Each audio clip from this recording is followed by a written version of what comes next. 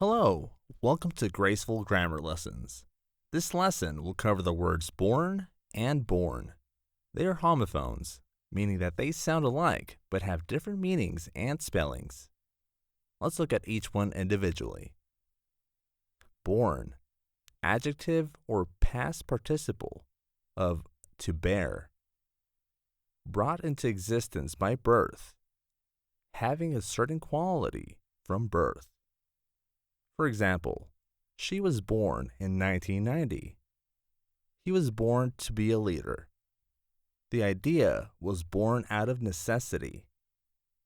Born, past participle of to bear, carried, transported, endured, or produced. For example, the pollen was borne by the wind. She had borne many hardships in her life. The tree had borne fruit for many years.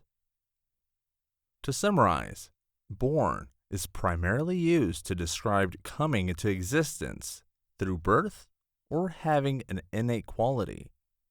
Born is the past participle of to bear and is used to indicate carrying, enduring, or producing.